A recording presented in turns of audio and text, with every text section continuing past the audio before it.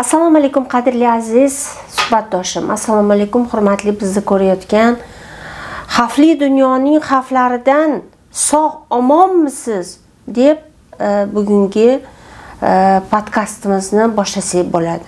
Men psixiatr, narkolog, psixoterapevt, Psixomed 24 klinikasining rahbari Zebnus Ahmedovaman va bizning oldimizda savobga qadam qo'ygan. Sizlar uchun xavfli dunyoni xavflaridan ogoh bo'lish uchun o'z ichki kechinmalarini, o'tmishini, bugungi kunini aytib berish uchun kelgan o'tmishdagi narkoman va hozirgi kundagi butun joni jahoni bilan o'sha sinovlardan chiqish uchun kurashayotgan, eplayotgan mening eng yaxshi, samimiy inson sifatida insonligi beqiyos bo'lgan inson oldimizda o'tiribdi. Assalomu alaykum. Assalomu alaykum. Xush kelibsiz. Rahmat. Mashq qilayotgan savobingiz o'zingizga, sog'ligingizga, mana shu sinovlaringizdan o'tishingizga katta kuch bo'lib o'zingizga mukofot bo'lsin. Rahmat.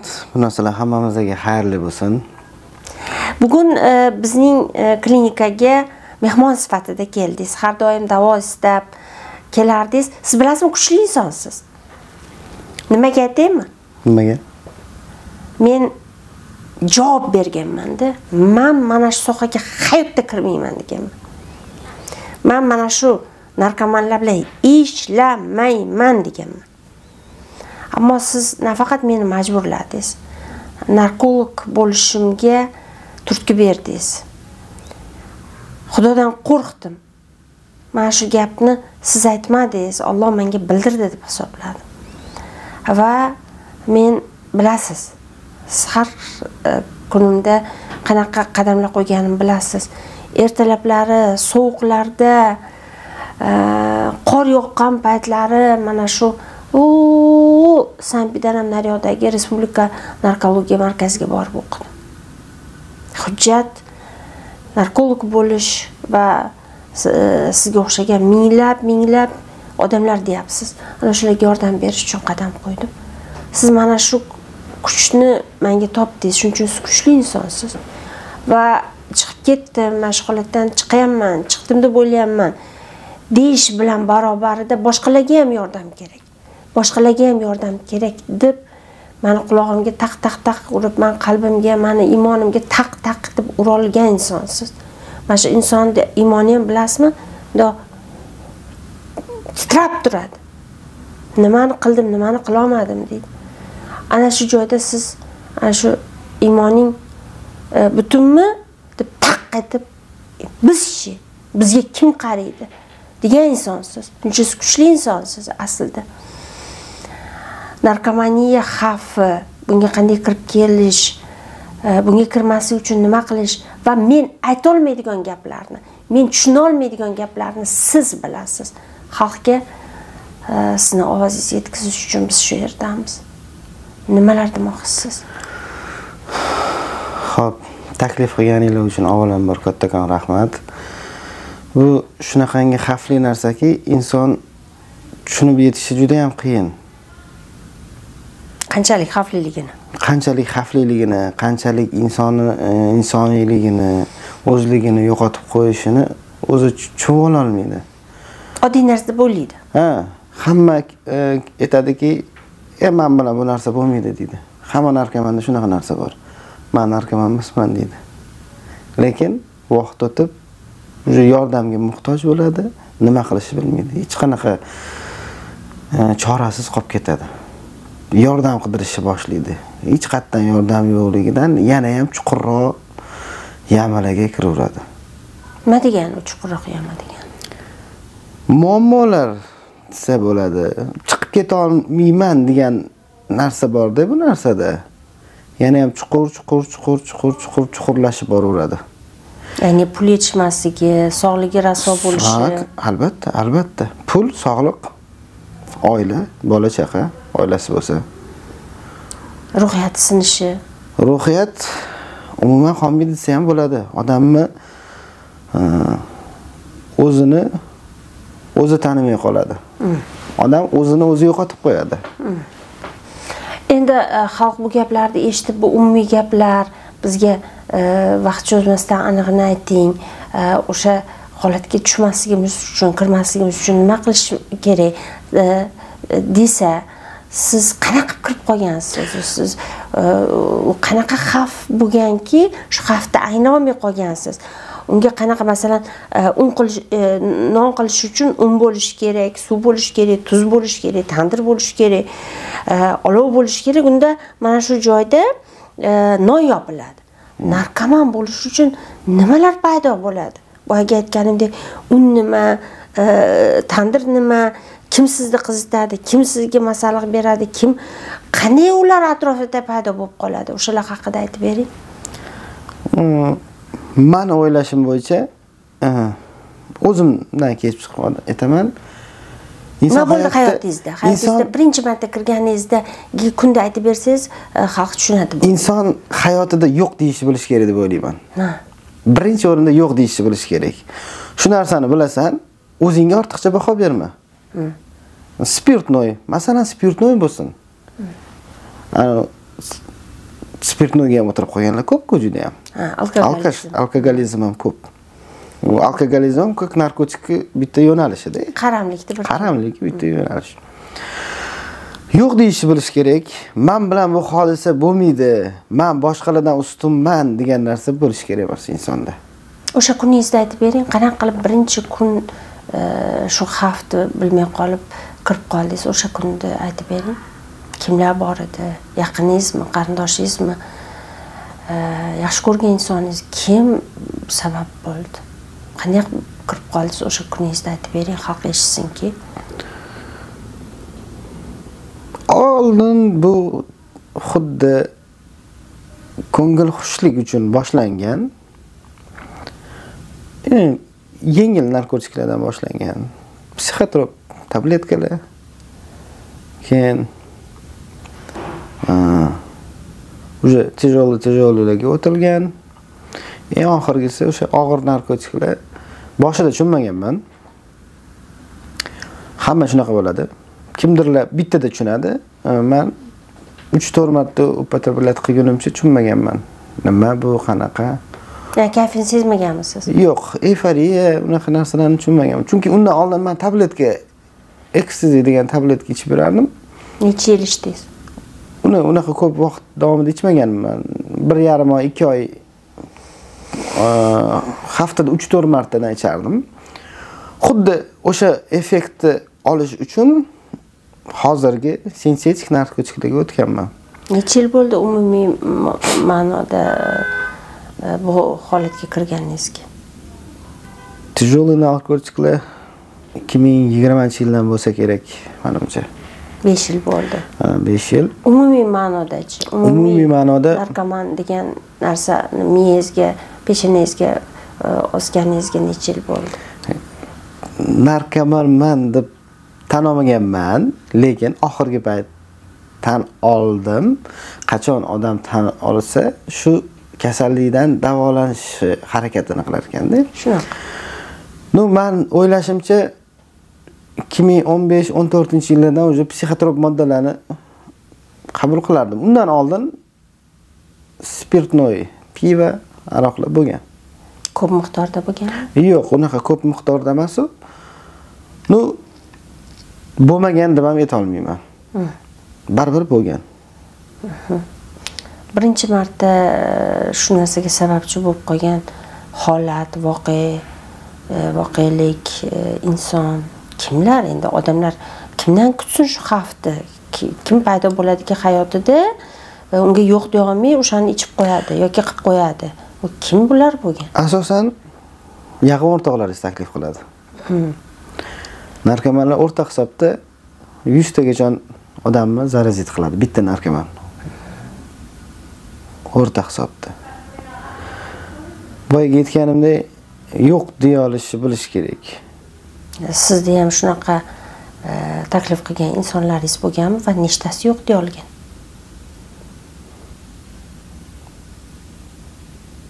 Men iloji boricha taklif qilmasligiga harakat qilardim.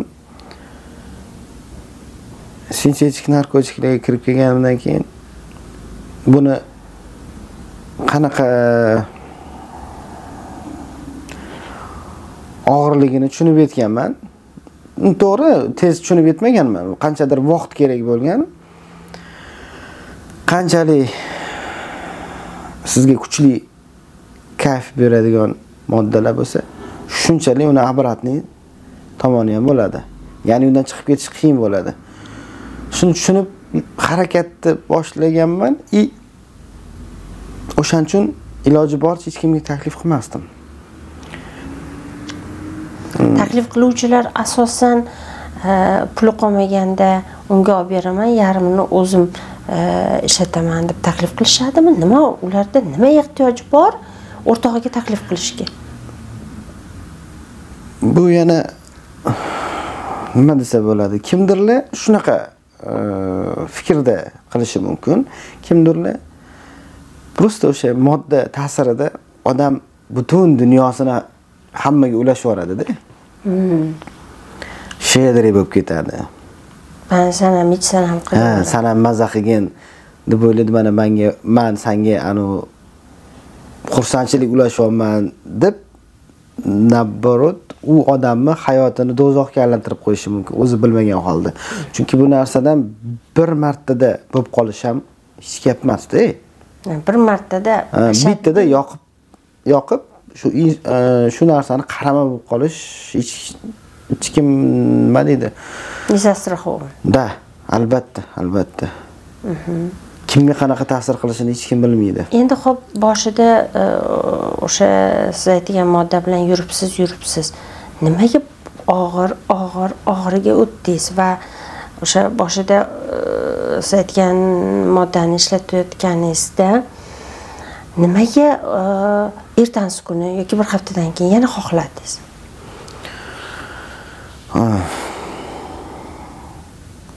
Bu shunaqa narsaki, narkotiklar qanaqa tushuntirsam sizga? Ichingizdagi bor yaxshi chuvstvolar, yaxshi xayol, fikrlarni o'ziga so'rib oladi. Xuddi sizdan hamma energiyalarni tortib oladi-da. Uni qabul qilganingizda yana qaytib kelganga o'xshaydi. Lekin действияsi tugagandan keyin o'sha o'zi bilan yana ham ko'proq narsa olib chiqib ketadi sizdan. Ya'ni o'shani qabul qilasiz, yaxshi kayf beradi. Zo'r bo'ladi. U kayfda sog'lom odam, masalan, sog'lomligingizda, xuddi o'sha dori bilan, narkotik bilan bo'lgan kayf sog'lomligingizda bir marta bo'lsa ham hayotda bo'lganmi? Yoki u narkotik kayfini sog'lom odam tushunmaydi. Shunchalik darajada boshqa narsami? Shu darajada umuman boshqa narsaki, real voqelikdan tashqarida bo'lib qolasiz. Men ko'pchilikga aytib beraman-da, mana shu narsani tushuntirish uchun. Nima o'zi bu? Yo qanaqa narsa? Ko'pchilik bu narsani qanchalik xavfliligini tushunishmaydi. O'shanda tushuntiraman. Oson, oddiy. Tasavvur qiling. Bir insonni onasini bitta odam o'ldirib qo'ydi. Xudo asrasin. O'sha ikkita odamga ham mana modda berildi. Bir-birini ko'rishtirib qo'yishdi. Hech narsa bo'lmaganda gaplashib o'tiradi. Kerak bo'lsa bir-biriga nima deydi, shunaqa mehrli gaplar gapiradi, siz hayron qolasiz. Mana buni onasini o'ldirib qo'ygan. Aha. Keyin kalasi indamay dorini ta'sirida kayfida bir-birini gaplashib o'tiradi.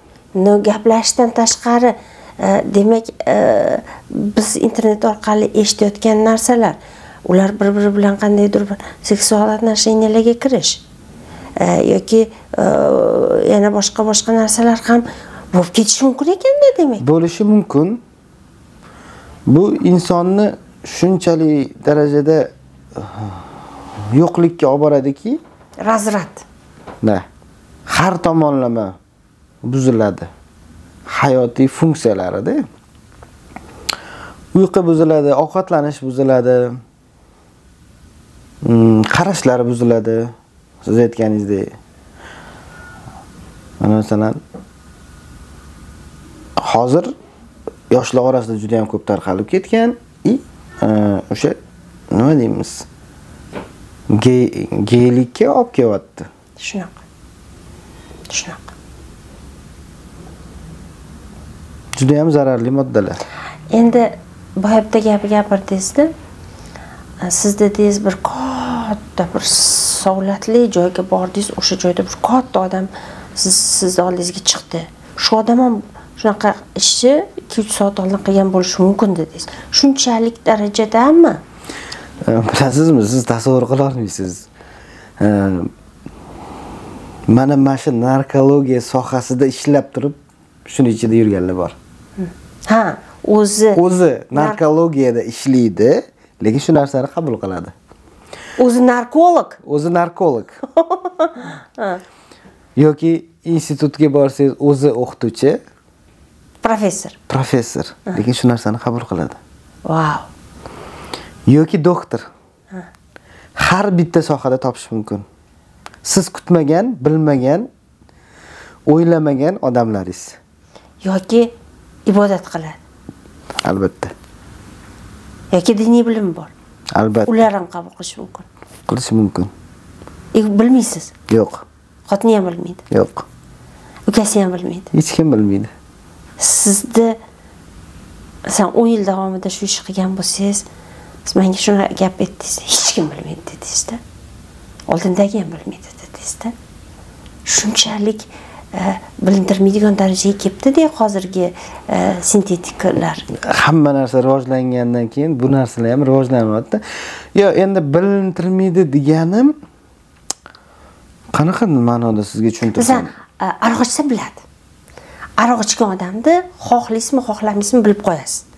Sen uni aroq hidi chiqadi yoki aljirashib boshlaydi yoki bir narsa de alkogollikni tashqi tarafdan bilish qiyin emas. Ichgan payti bilsa bo'ladi. Ichmagan payti ham agar u regularni ichib yurgan bo'lsa, ichmagan payti ham doq qarab turib, ichuvchimi, ko'z o'rganga, ichuvchimi deya olasiz. Lekin bu odamlarda shu yarim soatlik eforiya payti tugadi, undan chiqqandan keyin yo'q, sezmaysiz. Siz bo'lmaydi. Yo'q. Qiyin sezish. Unda erga tegayotganlar uchun xavf, uylanayotganlar uchun xavf. Hamma narsada xavf. Endi bunda sezmaydi deganim, mana hozir eshitayotganlar, nima deyapti, bu jinnimi va salyovoylarni ko'rganmiz. Sezadi. U odam tugab bo'lgan bo'ladi-da, u yo'lini tanlab bo'lgan, ko'chada bamjit qilyapti u narkoman. Men aytayotgan odamlar shu narsa bilan yashashga harakat qilmoqchi bo'ladi odam. Ham ozgina uraman, ham ishlayman, ham uni qilaman, ham uni ishlayman. Uni bilib bo'lmaydi. Yo'q, uni seza olmaysiz. Imенно mefedron masalasida. Bilib bo'lmaydi uni. Yo'q, bilib bo'lmaydi. Boshida agar chuqurlashib ketsa, o'zi hech narsa. Yarim soatdan keyin, yarim soatda aytib bo'ldingiz. Ya'ni kimdir sizga berdi, bergandan keyin yo'q deya olmadingiz, kayfini ko'rdingiz. Shu tugagandan keyin yarim soat o'sha kayfni his qilib bo'lgandan keyinoq boshlanadi yana uni xohish. Yo'q. U tugamasdan qidirishni boshlaysiz. Hali tugamasdan. Boshida unaqaligini bilmaydi-ku. Yarim soat o'tgandan keyin mana yangi narkoman, yangi narkotik ishlatuvchisi paydo bo'ldi. U hozir ishlatgandan keyin bo'ldi, xohlagan paytim ishlataman, xohlamasam ishlatmayman deb o'ylaydimi? Yo'q, deya olmaydi unaqa. Deya olmaydimi? Yo'q, deya olmaydi. Men o'zimda bo'lgan shu hodisani aytsam, kulgili narsa hozir esimga tushib qoldi. Birinchi marta o'sha tabletka narkotiklarni iste'mol qilganimda tushunmaganman. Birinchi marta bo'ldi. Shu darajada qanaqa tushuntirib bersam, xursandchilik bergan. Xursandchilik bergan, hamma narsa aralashib keladi-da. Hali ham esimdan chiqmaydi. Bu vaqt qancha davom etadi desam 3-4 soatgacha deyishganda, telefon qilaylik to'xtamasin deb kulganman. O'shanda ancha vaqtgacha ustimda kulib yurishganda tanishlarim. Bu hozir men kulib etib beryapman, lekin afsuslanaman shu narsalarga. Afsuslanaman. Bu hayotingizda ikkita eshik bo'ladi-da. O'sha bitta eshikni ochsangiz, oila, hayot, yaxshi hayot, quyoshli, nurli, top-toza hayot bo'ladi. Ikkinchisi qorong'i eshik. Mana shu qorong'i eshigiga kirish kerak emas-da. Undan qaytib chiqishga yo'l yo'qotib qo'yishingiz mumkin. Hech qachon topa olmaysiz. Yo'q, 100% yo'qotib qo'yadi. Agar uni tortib oladigan qo'l bo'lmasa, albatta. Ya'ni yaxshi mutaxassis bo'lmasa, yordam kerak. Qo'llab-quvvatlovchi yaqinlari bo'lmasa, u men endi bir narsa aytmoqchiman. Men bu eshikni desa, yana bitta qora eshikni desa, men qora eshikni eshik sifatida tasavvur qilmadim. Men qora eshikni ana o'rislar guruh sifatida tasavvur qildim. Unda ochiladi, eshikka o'xshaydi, faqat tikka qilib qo'yilibdi-da. So'yla eshik deb o'ylaysiz-da. Lekin o'shandan chiqqan anaqasi shobodasi zo'r-da. Bundoq qilib boshingizni kirgizdingiz, maza qildi. Qadam qo'ydingiz, eshik shaq yopildi. Shu. Qopqonga tushasiz. Aldanib qolish kerak emas-da o'tkinchi narsalarga. Endi qarang, o'sha mutaxassis ana shu grupni urib, yanchib, buzib, ushab, tortib olib, sen yana yoqqa tortasan.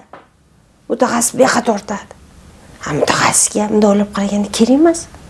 Uncha mutaxassislar men deydi bu orqali pul topaman, kirsang kirib ketaver. Kecha men sen bilan ishladim deydi, tushuntirdim deydi. Tushunyapsan? Ya'ni men qilgan ishni qilmasligi mumkin. Men o'zim maqtamoqchi emasman.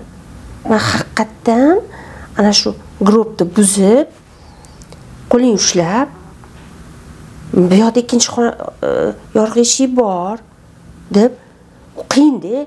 Ham ko'zingni qo'lim bilan ochib turishim kerak. Ya'ni xabar olib turishim kerak seni. Ko'zingni ochib turishim kerak. Yana qo'lingni ushlab turishim kerak. Yana meni kaltaklab qo'yasan.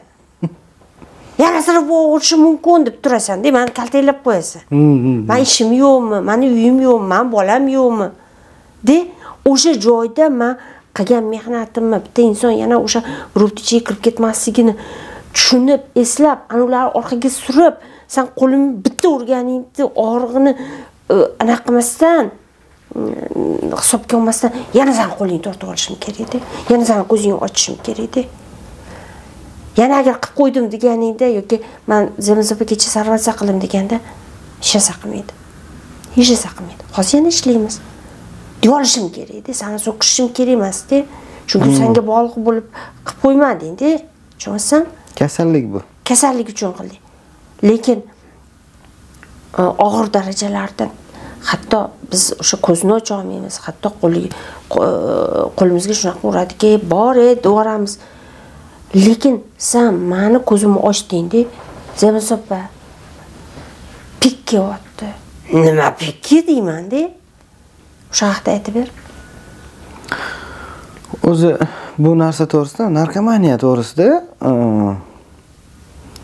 bizani xalqimizda tushuncha yo'q deb o'ylayman-da. Chunki buni kasallik sifatida ko'rishmaydi. Narkoman bo'lsa, u odam hisobidan chiqarib olishadi, gaplashishmaydi, harakat qilishmaydi, davolashmaydi. Mana masalan bitta inson shamollab qoldi. Uni olib urmaysiz, nimaga shamollading deb, yoki qamab qo'ymaysiz. Shunaqa. Narkomanlar bilan shunaqa muomala qilishadi. To'g'ri, narkomanlar qanaqadir aybi bordir. Aybi bordir, lekin ataylab shuni xohlab kirmagan bu narsaga. Shunaqa. O'zi xohlab tanlamagan. Ixtiyoriy, noixtiyoriy deydi-ku. Ham ixtiyoriy, ham noixtiyoriy. O'zi bilib bilmay taklif qilgan. O'zi bilib bilmay shu narsaga kirib qolgan. jamiyat deymiz, atrof muhit deymiz, balki oiladagi muhit bo'lishi mumkin. Mana shu joyda gapingizni olaman, to'xtataman. Hamma ham kirib ketmaydi. Travmasi bor odamlar kirib ketadi deb. Ali, men hamma bilimlarni senga aytishdan oldin sen menga bilim berasan-da. Menda bor bu bilimlar. Lekin sen og'zingni eshitish menga kuch beradiki, shuni biladi shu inson deb. Ya'ni bu narkotikni orqasiga yashirinib olgan inson deb gapirding. Kim u? Narkotik moddalar shunaqaki, siz real voqelikdan tashqarida bo'lasiz-da. Uni qabul qildingiz. Oiladagi muammoingiz, ishdagi muammoingiz, deysiz.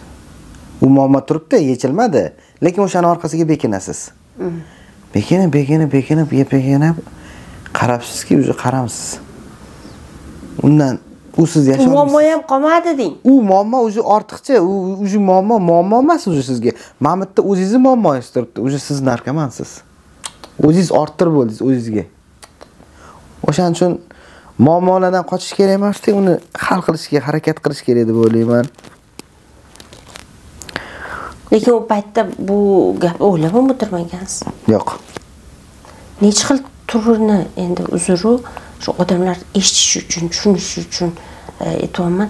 Necha xil turini endi qabul qilasiz. Tak. Men o'sha psixotrop tabletkalardan boshlaganman. Естественно, keyin gash bo'ladi, ya'ni shunday. Sintetik moddalardan mefedron, sol,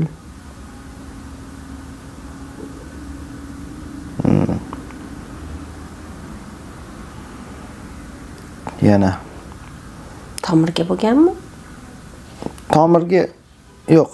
Men lekin nima deydi? Narkoman bo'lsam ham hech qachon geroin, mana shunaqa narsalardan aniq qilardim. Chunki men o'zim moyilligim sezganman yoshligimda shunaqa narsalarga qo'rqardim o'tirib qolishdan. Bunaqa narsalarni ko'p yoshligimdan ko'p ko'rardim, ko'p eshitardim. O'shaning uchun lekin men eshitmaganman. Eshitishingizga nima sabab bo'lgan? Atrofingizdagilar shunaqa mahalla bo'lganmi, shunaqa o'rtoqlar bo'lganmi? Yo'q. Kasbingiz shunaqa bo'lib qolganmi? Atrofimda unaqa odamlar yo'q. Yo'q unaqa odamlar. Men o'zim qiziqardim. O'zimda qiziqish bo'lgan, shunaqa.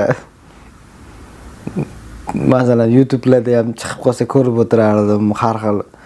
Ya'ni ko'rmaslik taklif qilasiz boshqalarga. Iloji boricha bu narsa to'g'risida qiziqmay. Nima bu, nima qanaqa sizga taklif qilishdimi? Bilmagan narsangizni taklif qilishyaptimi? Yo'q. Ketish kerak. Bu ovqat emas, bu yeb ko'radigan. Yoqsa yeyman, yoqmasa yo'q. Siz kimga qanaqa yoqishini bilmaysiz. Qizlar orasida ham bor? Qizlarning orasida juda ham ko'p. Naborot o'g'il bolalarga nisbatan qizlarda juda ham kuchli. Nega? Qizlarga juda ham boshqacha, kuchliroq ta'sir qiladi. Qaysi taraflama? Seksual ma'nodami? Hada. Har tarafda eng og'ir va kuchli tarafi ham o'sha seksual ma'nomi? O'shani aytib bering. Da. Ya'ni aloqa qila olmayotgan bo'lsa, o'rtog'i shuni taklif qilib, men bu bilan bir ko'rgan deb U bilan ham to'g'ri, unaqa yo'lda ham bo'ladi. Mefedron uchun qizlar hamma narsaga tayyorligini eshitganman, lekin menda bunaqa holat bo'lmagan. Xudoga shukr qilaman.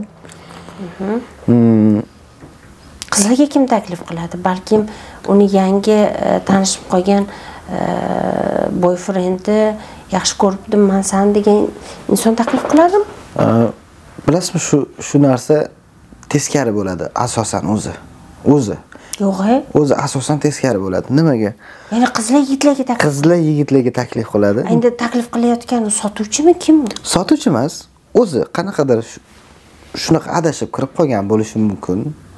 Klubga bordi, klubda kimdir ugastit qildi. Bu gapingizdan qizlar bilan tanishish ham xavfli bo'lib Ehtiyot qoldi. bo'lish kerak.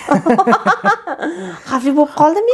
Hozirgi zamonda hamma narsa, hozirgi vaqtda hamma narsadan ehtiyot bo'lish kerak, hamma narsaga shubha bilan qarash kerak deb o'ylayman. Ehtiyotkorlik bilan. Ehtiyotkorlik bilan. Endi ularni dabuychasi, O'zbekistonda shuncha qonunlarimiz bor, ichki ishlar qarab turgani yo'q, narkologiya xizmati qarab turgani yo'q.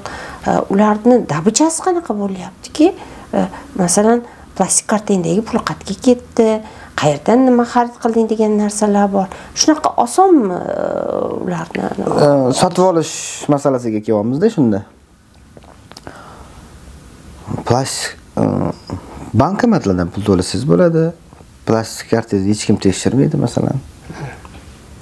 Xohlagan odam xohlagan summasini ishlatish mumkin. Pulingiz bo'lsa muammo emas. Keyinchalik pulingiz bo'lmasa ham muammo bo'lmay qoladi. Agar Anitlarga, manbeklarga qo'yib ketadi, o'sha yerdan topib olasan degan gaplar eshityapsiz, to'g'rimi? Ha. Pulingiz bo'lsa, zakladkalar. Pulingiz bo'lsa, Telegramga kirasiz, botlarni yozasiz, pul tashiysiz. 5 minutda sizga adres tayyor, borasiz, olasiz. Qabul qilasiz. Xohlagan narsangiz bor. Hozirgi vaqtda O'zbekiston, Toshkent sharoitida xohlagan narsani qidirib topishingiz mumkin internetda. Aytaylik, shuni orqasidan borib ushlashni iloji ham yo'q-da. Kimligi bot orqasida kim turganini topib olish yo'q, tekshirib topish menimcha qiyin bo'lsa kerak deb o'ylayman. Agar bo'lganda topishardi. Qaysidir botlarni ham topib ushlashgan. Qaysidir botlarni qanaqadir miqdorda mana o'zbeklar qiladimi yo tashqaridagilar qilib o'zimizda bo'lishi mumkin. Uni hech kim bilmaydi. Uni hech kim bilmaydi. Yo'q. Kimligini, kim qilayotganini. Masalan, kimdir o'g'li, aytaylik 12 yosh, 13 yosh. Katta hayotga otasi tayyorlayapti, onasi tayyorlayapti, tarbiyalayapti. Qanaqa qilib tarbiyalash kerakki, u yo'q desin. U qanaqa qilib xavfli vaziyatni bilish kerakki, u narkoman bo'lmasin. Tushuntirib aytish kerakmi, nima qilish kerak? Farzandlaringizga bee'tibor bo'lmaslikni maslahatini berardim. Qarovsiz qoldirmang. Bolalaringiz bilan gaplashing. Nimani xohlayapti? Siz nimani xohlayapsiz emas, bolalaringiz nimani xohlayapti? Siz nimagadir erishmagan bo'lsangiz, bolalaringiz unga majbur emas. Ya'ni bolalaringizni kimlar bilandir taqqoslamang. Uni o'g'lini qara, buni o'g'lini qara, buni qizini qara. Shu narsa bolaga ortiqcha yuklama bermang. Uni o'g'li, qo'shningiz o'g'li, u qo'shningiz o'g'li. Siz o'g'lingiz yoki sizni qizingiz. Boladan ortiqcha narsa kutmang. Siz oldin o'shanga harakat qiling, keyin kuting. Siz oldin bering mehr, e'tibor, vaqt. Keyin boladan talab qiling. Nahotki shu narsalar, oddiy narsalar, o'sha oddiy narsalarni qilmaslik bir insonni, bir oilani, farzandini yulvasa.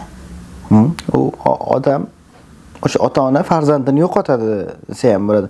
Bu yo'ldan hamma ham qaytgisi kelmaydi kimdirlar, chunki o'sha real voqelikda boyaga aytdim-ku, yashagisi kelmaydi. Xohlamay qoladi. O'sha dozani olsa, o'sha dozani ursa, o'sha bilan yashasa bo'ldi. Oilaviy muammolar, o'zini ichida qiynayotgan har bir inson ichidagi g'am, qayg'ulari bo'ladi-yu. O'shalarni o'ylagisi kelmaydi. Yana bitta narsaga qaytsak, o'sha sintetik narkotiklarda jinsiy qo'zg'alish o'ta ham kuchli bo'lib, undan keyin o'sha endi men psixiatr bo'lganligim uchun xalatda o'tirib gapirganligim uchun aytishga majburman. Masturbatsiyalar yoki shunaqa seksual vzrivlar, vulqondek katta bir nimalar paydo bo'ladi va o'sha narsalar qolib ketadimi miyada? Bu narsa hamma muammoli nima deydi? O'sha tashaganingizdan keyin kelib chiqishni boshlaydi-da. O'zingiz bilmaysiz, sekin-sekin mana shunaqa yechim qidiraverasiz. Albatta qoladi. Albatta qoladi. Men o'shani istak. Ta'siri ham bo'lmay qolmaydi emas-da. Juda yomon ta'sirlari bo'ladi. Qanaqa ta'sirlari bor? Masalan, siz mana chiqdingiz, lekin sizda o'sha affektiv buzilishlar holigacha bor, depressiv buzilishlar holigacha bor,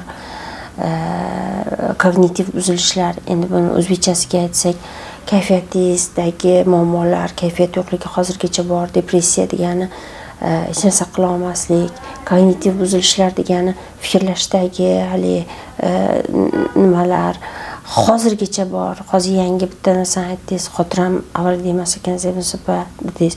Vaholanki o'sha moddani qabul qilganda xotiralar kuchayib ketib, 24 soat ishlashga kuch topilib, 4 marta yaxshi ko'rib 5 marta bir ishlar qilib tashlab, yo'q bo'lsa sen menga kerak emassan deb qaror chiqarib yuborib, mana shunaqa narsalar bo'ladi.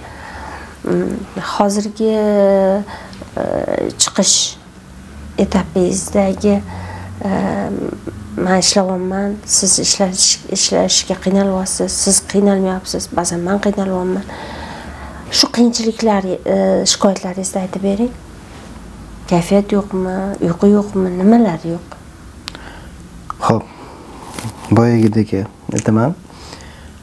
Shu narsalarga men sintetik moddalar yoki dizaynerskiy narkotika deyishadi.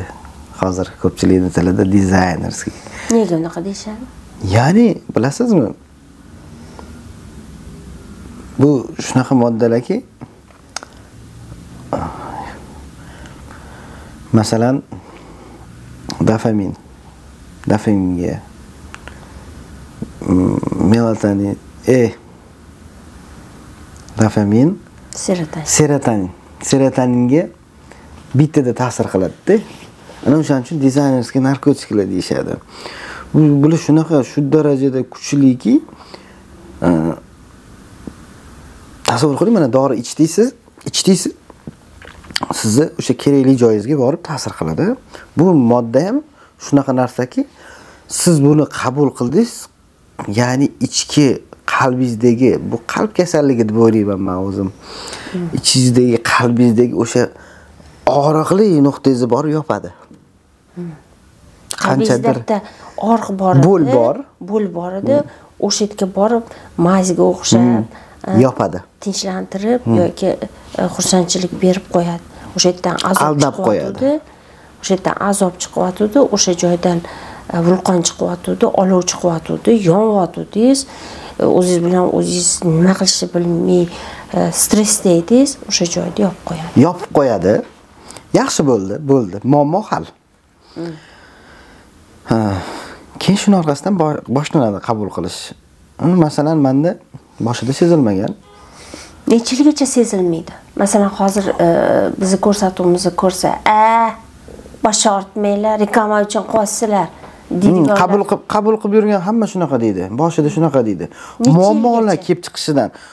Endi har bir insonni emotsional holatiga qarab, kimdir depressiyaga chidamli bo'ladi, kimdirlar sal narsaga o'zini osib qo'yadi, kimdirlar boshida 1000 ta xayol bo'lsa ham, 1000 ta problema bo'lsa ham o'ziga hech narsa qilmaydi.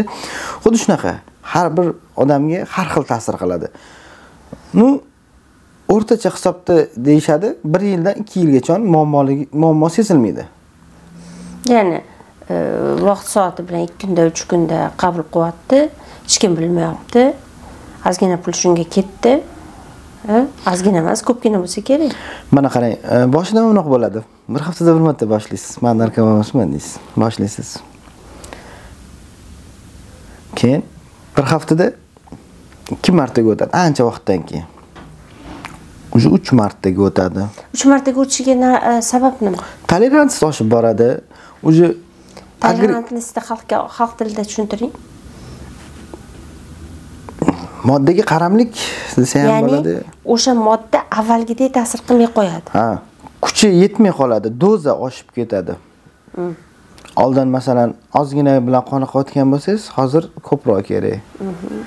Oldin ozgina vaqt mazza qilgan bo'lsangiz, hozir ko'proq mazza qilgingiz kelyapti. Ya'ni o'sha muammolarni shu narsa bilan hal qilmoqchi bo'lasizda.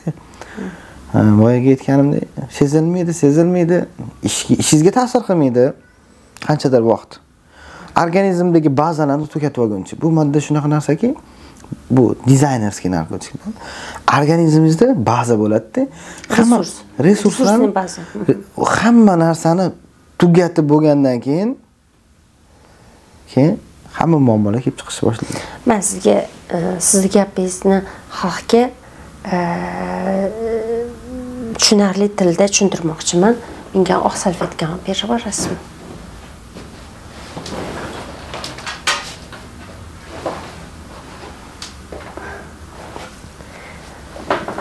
Mana bu baza. Mana bu sizni hujayrangiz. Baza siz aytgandek, men deyman-dek, dopamin kapsulalardan iborat. Dopamin nima degani?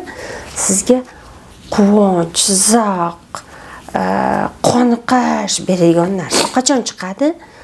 Siz 6 oy futbol bilan shug'ullandingiz, 6 oydan keyin bitta gol urdingiz. O'sha paytda bitta kapsula yoriladi. Va o'rni to'ladi. Nimaga? Bu yorilgandan keyin siz aytasizki, "Voy, men shuni eplab oldim." Disda o'shan asosida yana bitta maqsad qo'yasiz. Shunda men kapsula to'ladi. Endi qarang, har bitta insonda mana shu kapsulalar kimdadir 150 ta, kimdadir 500 ta, kimdadir vashi 1000 ta, kimdadir vashi 50 ta. Nimaga 50 ta? Kimdir stressga chidamli, kimdir stressga chidamsiz, kimdir hayotdagi stressga chidamliligi ko'p narsalardan o'tganda hayotda o'zini stressga chidamli qilib olgan. Mana siz aytgan o'sha dopaminoviy baza turibdi. Endi mana shuni masalan mana shu to'g'ridan to'g'ri mana shu dopaminni qonga inyeksiya qilib bo'lmaydi. Yo'q. Qilib bo'lmaydi. Endi jigут kerak. Jigут buni chiqarish kerak. Jigут keladi, o'sha boyaga aytgan narkotiklar keladi. Men bitta bo'lsa. Hech qanaqa futbol urmadingiz. Hech qanaqa uy sotib olmadingiz. Hech qanaqa bugun ayol bilan yotib qoniqmadingiz. Yoqmadi. Shu ayol bilan yotish ham yoqmadi. Hamma joy muammo bo'lib ketgan. Muammoning dozasi katta, xursandchilik qilayotganlaringiz kichkina. Yetmayapti. 70 ta muammo bor, 3 ta xursandchilik bor. 70 ta muammoni o'ylaganingizda 3 ta xursandchilik ham bir teng bo'lib ketyapti. Masalan, uyingizda bugun farzandingiz "Adajon" deb kelgani xursandchilikka aylanmay qoldi. Xotin adasi "Men bugun chiroyli kiyim kiydim" degani nima bo'lib qoldi-da, 70 ta muammo, ko'zingiz 70 ta muammoda. Keyin birov bitta narsani taklif qildi, u jigut. Jigut keladi maytda bitta bo'lsa. Mana bu sun'iy ravishda qarang. Bitta qonga mana shunday qilib fontan bo'lib beradi. Tushunyapsizmi? Fontan bo'lib beradi, bu nima qildi? Kamaydi. O'rni to'ldimi? O'rni to'lgani yo'q. Qachon o'rni to'ladi? Qachon tabiiy bo'lsa. Qachon siz 5 soat qiynalib gol urdingizda, keyin "Voy, men gol urdim, ertaga yana gol uraman. Menga bugun oyligimga yana 5 million qo'yishib berishdi, chunki men chempionatda men gol urdim" dedingiz. Mana shu o'rni to'ladi. Chunki maqsad qo'ydingiz, kapsula paydo bo'ldi. Mana kapsula mana yana paydo bo'ldi. Tushunyapsizmi? Yoki bitta biznes egasi oldiga maqsad qo'ydi. "Men shunday qilaman. Davay, bajaringlar." Bajardi. Keyin mana bu kapsula ding etib chiqib ketadi. O'rniga u yana maqsad qo'yadi. Tushunyapsizmi? Endi narkoman men bittasini kamaytirdi. Endi ichyapti-da, ikkitasini kamaytirdi. Men kamayib qoldi, o'zi kam qarang. Men bitta jigut turuvdi, endi ikkita jigut qo'yadi. Ya'ni ikkita doza degan. Ikkita doza degan. ikkita doza qiynalib mamni chiqaradi, o'zi kam, u ham ko'pini bermaydi, chunki organizm men o'layapti kam qolganini-da, men bu kapsulani hammasini bermaydi, mamcha beradi. Mamcha beradi. Endi men boya qanaqa otiluvdi, endi men qarang, kichkinagina otildi. U qolmayapti o'sha. O'sha avvalgidek bo'lmayapti. 3-jigut qo'yadi, 3-doza yoki boshqa tijol narkotik o'tiradi. Endi qarang, mana shu 3-jigut qo'yganda shu jigutni nojo'ya ta'sir ishlaydi. Nojo'ya ta'sir. Nafas markazini bloklaydi. Ya'ni o'sha nojo'ya ta'sirdan uzru, buyog'ingizni ayting, nima qilib qolishi mumkin? Ketib qolishi mumkin. O'lib qolishi mumkin. Tushunyapsizmi? Peridozdan o'lib qolishi mumkin. Endi mana bu kamayib ketgandan keyin endi siz ham tashlayvordingiz. O'zingizda bedniy bo'lib qoldi. Mana bitta qoldi. Bitta ham hech buni ko'paytira olmayapsiz, o'stira olmayapsiz, oldiga 3-4 ta qo'sha olmayapsiz. Sabshisa qilgingiz kelmayapti. Chunki mana bu narsa qilishga ham kuch yo'q. Men bu tabiiy maqsadlarim qolmagan, ishga ham borgingiz kelmayapti. Xotin o'shim gapi yo ortiqchalik qilyapti, bola tug'ilgani ortiqchalik qilyapti. Pulingiz yetmagani ortiqchalik qilyapti. Yana o'zi muammo ko'payib ketuvdi, qarz ko'payib ketuvdi, bu narsa ko'payib ketuvdi. Mana bitta bilan yashashingizga to'g'ri kelyapti. Buni ustiga sizga yoqmaydigan narsalarni aytdim-ku. Onani gapi ortiqcha, ishxonadagizdagi gaplar ortiqcha. Ishxonada kim sizga qo'yib qo'yadi? Gapirib turadi-da baribir. Xotin gapirib turadi-da, non olib keling, osh olib keling, men bilmaydi-ku, yoki bilsa ham, men bilsam nima qilaydi? Baba olib keling non deydi. Ortiqcha so'kib uyga jo'natib yuborish yengilroq, bolani yaxshisi yig'layapti. Deyish yengilroq, o'sha yengil yo'lini topadi-da, shuning ichiga doktor ham kiradi. Doktorda ham 6 sekund pashol to'g'ri. Nimaga? Yomonsan sen deydi. Sen meni chiqara olmayapsan deydi. Tushunyapsizmi? Shuning uchun yaxshi narkolog yo'q. Shuning uchun yaxshi psixoterapevt narkologiya sohasida ishlay olmaydi. Ya'ni mana bu kamligi uchun psixoterapevtga ham yaxshi gap chiqmaydi. Psixoterapevtga ham bir anaqa chiqmaydi, nima deydi? Ishonch chiqmaydi. Uni ishidan ham zavq olish chiqmaydi. Chunki u ham nimadan boshlaydi? Onangiz qachon sizni qiynagan? Qachon siz og'ir kunlar ko'rgansizdan boshlaydi. Tushunyapsizmi? Sen kammiding deydi. Sen yetmayotdingmi endi deydi. Men sen shuning uchun keldim oldingga deydi. Tushunyapsizmi? O'zi shu sabab, shu bo'l sabab anuga kiruvdi. O'sha bo'l sabab, o'sha og'riq sabab endi og'riqni qitiqlashdi, yiringlarni. Bitta mamtizni yiring bo'lsa, birov mundoq qilsa, "Ol qo'lingni" deysiz. Ha? Yo'qmaydi. Mana shu yerda ham shuning uchun ham tuzalish qiyin-da, tushunyapsizmi? Ammo men buni hammasini bilganim uchun men sizni tushunaman. Shuni bilganim uchun men bir urib turadigan og'riqlarni men ham insonman, ba'zan men ham to'lib toshib ketganimda, yo'q, bitta jonim bor meni. Qo'y, hozir telefon ko'tarmay, qo'y gaplashmay deyman. Yana kuch topaman, men sog'lomman-ku. Yana kuch topaman deb atalib qilmayapti. Yashash kerak. Buni chiqarib ola olmasak, uni chiqarib ola olmasak, uni o'g'li bor. Ana shu ko'pchilik yana garantiya berib yuboradi-da. Meni hozir odamlar yomon ko'radi. Men garantiya beraman. Men точно bo'lmayman. Meni bolam точно bo'lmaydi dedi. Meni dedi, xotinim точно bo'lmaydi dedi. Nechta medsestralarni ko'rdim. Ha? Ish jarayonida qaysi yo'llar bilan kirib qolgan Xudo biladi. Bilasizmi? Nechta o'qituvchilarni ko'rdim. Nechta endi aytib bo'lmaydigan darajada katta ishda ishlaydiganlar ko'rdim. Yana bitta narsa, yurak infarkt bo'lsa, shunda Hindistonga borasiz yoki Turkiyaga borasiz, pul rosa ko'p bo'lsa, aytaylik Amerika yo Izrael yo Germaniyaga borasiz deb shunda tuzatadi. Endi eplagan joyini eplaydi, yashasa bo'ladi. Jigar sirroz bo'lsa, okasi jigarim bersam o'lmas ekanman, davay jigarimni yarim beraman, jigar beradi, o'lmaydi. Pochkani onasi berganlar bor, otasi berganlar bor. Ko'z bitta bo'lsa o'lmaydi. Quloq eshitmasam deb apparat taqadi. Lekin bu dopaminni birov berib ham bo'lmas ekan-da. Tushunasizmi? Mana shuning uchun bu rakdan og'ir. Rak o'ladi. Bu o'lmay azoblanadi. Tuberkulozdan og'ir, aytaylik, bu dunyoda eshitgan narsaning hammasidan og'ir. Men aytmagan gap, siz menga tayyorlab kelgan, o'zingizga tayyorlab kelgan savollardan boshlasak.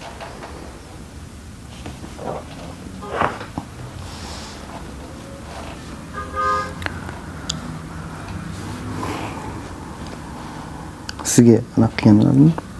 Hammasi.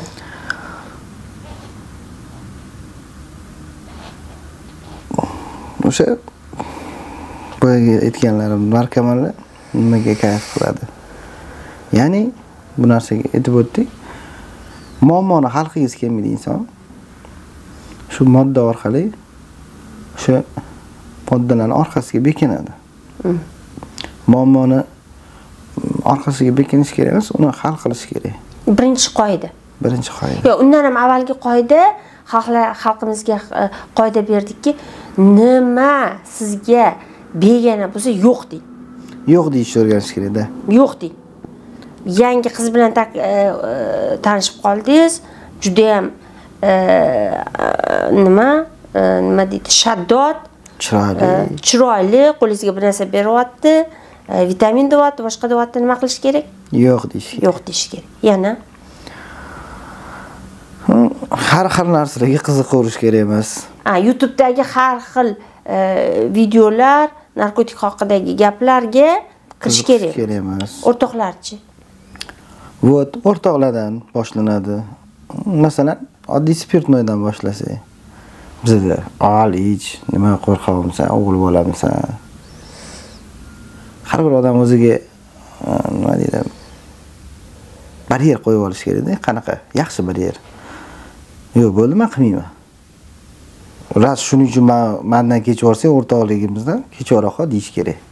O'zinikini o'tkaza olishi kerak. Inson qachon mana shu yo'lga kirmaydi deb o'ylayman. O'zini yasini yaxshi qo'yib olsa. Ya'ni yo'q deya olsa, men ich desa yo'q desa bo'ldi. O'rtog'im san desa yo'q deb ketsin. Undan ko'ra unaqa o'rtoq bo'lmasin. Hayotini buzib yuboradigan. Xo'p, bu masalan zavisimiy emasdir-da, bu zavisimiy bo'lib qolsa-chi. Shunaqalar ham bor lekin. Shunaqalar ham bor. Kimdirlar mana shu moddalarni isbot qiladi. Qarammas. Qanaqa qarammas? Hayoti do'zaxga aylanib ketmagan, hozir biza aytgandek, kimdirlarda, qanchadir ma'lum protsentlarda u ham juda ham kam. O'shaning uchun pashti 99.9% qaram. Qaram. Oxiri bo'ladi. O'shanga boradi.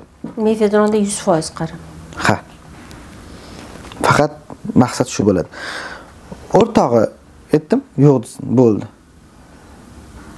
Ya'ni o'zini yasini qo'yib olish kerak, boyaga aytganimdek. Yana nimalar?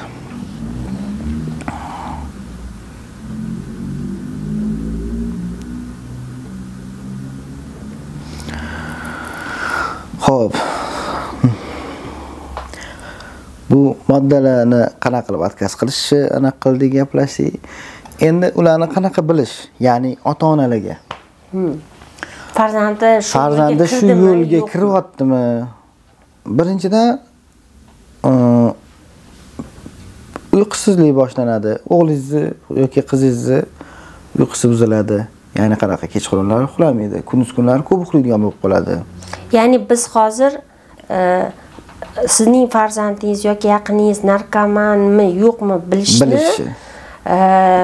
qaysi sifatlari bilan bilish kerakligini avval o'zi shu yo'ldan o'tgan insondan eshityapmiz. Eng oson sezadigan yo'llarni aytaman-da. Asabiy bo'lib qoladi. Har xil yolg'onni ishlatadi. Pul ko'p so'rashni boshlaydi yoki pul ishlasa kam pul olib kelishni boshlaydi uyga.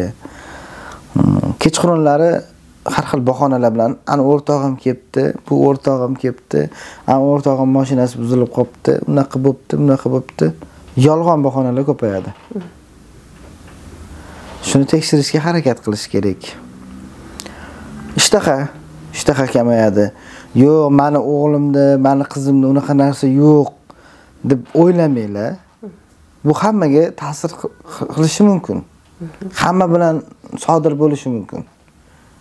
Siz bilmagan holda. Chunki qaysi joyda tarbiyada qachon xato qilganingizni hech kim bilmaydi, o'zingizdan bilmaysiz.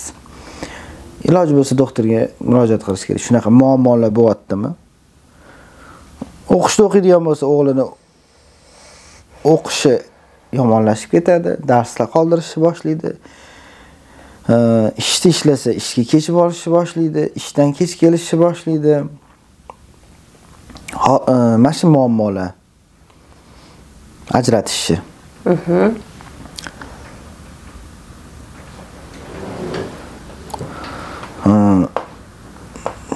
Keyin tuzalish uchun qatdan kuch topdingiz? Tuzalish uchun nimaga meni tanladingiz? Men narkologiya sohasidagi psixoterapevt emas edim. Nimaga meni tanladingiz? Topa olmadingizmi shu sohadagini yoki boshqa joylarni nima qilib ko'rdingizmi? So'rab, surishtirib ko'rdingizmi?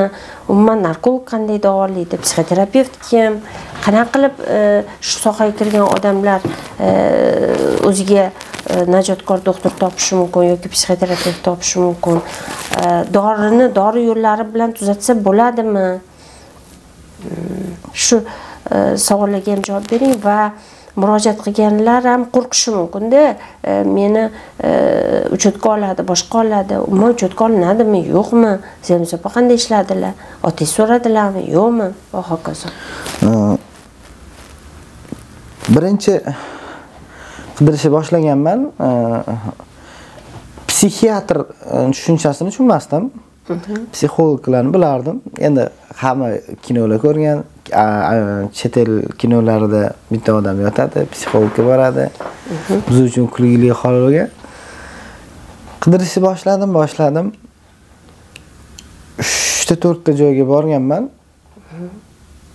O'zim o'qib, mana shu narsa to'g'risida o'qib tushungan narsalarimni gapirib berishyapti. Men shu narsalarni gapirsam sizga yordam berar emas ekan, o'zingiz bilar ekansiz deyishyapti.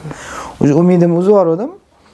Keyin siz bilan uydagilar gaplashganda, ya'ni yordam bera olaman. Ya'ni aniq deb aniq qilganingizga ishonch bilan keldim. Afsuslanmayman. Xudoga shukr. Yordam berdingiz.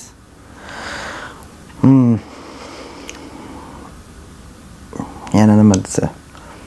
Xo'p, qanaqa yordam bo'ldi? Mana birinchi safar kirib keldingiz, meni ko'rdingiz, yoki meni internetda qidirgansiz, kim ekan degansiz, o'rgangansiz, keldingiz. Qanaqa ishladim? Birinchi safarda mana shu yerda o'zida miyada nima bor edi, nima chiqib ketdi? Men birinchi safar kelganimni o'zida hamma emotsiyalar, tiagalar, желаниялар sразу bittada hal bo'lgan. O'chib qolgan. Keyin buni ustida ishlash kerak. Aytavering borini. Ya'ni men ishlagandan keyin Zemz opa o'sha birinchi marta maza qilganimni islomiy qoldim dedingiz, shunaqami? To'g'ri. Hamma o'sha shu kayf bilan bog'liq bo'lgan xotiralar o'chib ketadi. O'chib ketdi. Yo'q, boshqalarda qanaqa ishlaydi bilmayman. Men ishlagan IMTT metodi, men Robert Millerdan, Amerikadan o'rganganman ustozimdan. O'sha metod bo'yicha ishlaganimda o'chirdim. Sizga bitta narsa aytdim. Miyangizda aylanadigan hid bormi deganda hayron qoldingiz. Shunaqa bormidi? O'sha narsani hidi bormidi? Ha. Siz menga yana aytdingizki, Zemz opa xonangizda o hid yo'q, koridoringizda bor dedingiz. U hid hamma joyda keladi. Men xonamda kelmadi dedingiz. Ha.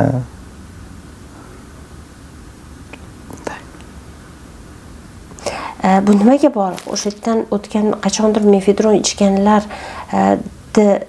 dan qolgan hid bo'ladimi bu yo miyangizda bo'ladimi? Nimaga meni xonamda bo'lmadi? Meni o'ylashimcha bu narsa miyada bo'lsa kerak deb o'ylayman. O'sha moddani zararli ta'siridan qolgan asorat deb o'ylayman. Hozir bormi o'sha hid? Yo'q. Anchadan beri u hid qiynamayapti. U qiynaydigan hid bo'ladi. Chaqiradi.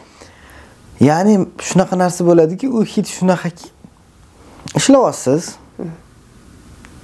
Hali ham esimdan chiqmaydi. Ishlayapmi? Ishtasiz, normalniy hammasi yaxshi. Kimdir kirib keladi. Gup o'sha hid. Sizda hammasi yaxshi. O'ylamayapsiz, narsa haqida esingizdan chiqaryapsiz. Kimdir keldi. Hali chaqiradi hid. Men shu yerdaman. Meni esingdan chiqarib yubordingmi degandek. Hamma joydan kelishi mumkin hid. Har xil vaqtda kelib qolishi mumkin. O'sha hidlarni ham o'chirib berdingiz. Keyin yana bitta narsa aytdingiz menga. Boya aytib kelganimdek, tuzalish jarayonida kayfiyat yo'qligi, umumiy holsizlik holatlari bo'ladi. O'sha paytda yana shu narsani qilsamchi degan tayga bo'ladi. Shu tayga bo'ldimi yo'qmi va qanaqa qilib sizni o'rtoqlaringiz aldab bir narsa berib qo'yishdi, o'shani aytib bering. Siz meni oldimga oktyabr oyida kelgandingiz, noyabr oyida kelgandingiz, lekin men ko'rsam siz oktyabr oyida kelgan ekansiz, balkim oktyabr oxiridir.